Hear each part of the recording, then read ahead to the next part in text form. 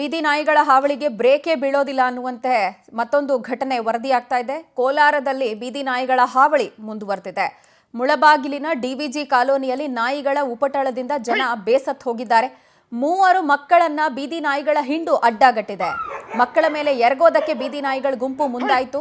ಸದ್ಯ ಅದೃಷ್ಟವಶಾತ್ ಜನ ಪ್ರವೇಶ ಮಾಡಿದ್ರಿಂದಾಗಿ ದಾಳಿಯಿಂದ ಆ 3 ಮಕ್ಕಳು ಪಾರಾಗಿದ್ದಾರೆ. ಕಾರಿನ ಹಿಂದೆ ಹೇಗೆ ಅವಿತುಕೊಂಡಿದ್ದಾರೆ ಮಕ್ಕಳು ಅಸಹಾಯಕರಾಗಿ ಅಂತ ಗೊತ್ತಾಗ್ತಾ ಇದೆ. 3 ಪುಟ್ ಮಕ್ಕಳು, ಅವುಗಳ ಮೇಲೆ ಅಷ್ಟು ಹೆಚ್ಚಿನ ಸಂಖ್ಯೆಯಲ್ಲೇ ಬೀದಿ ನಾಯಿಗಳ ಹಿಂಡು ದಾಳಿ ಮಾಡೋಕ್ ಬಂದಿದೆ.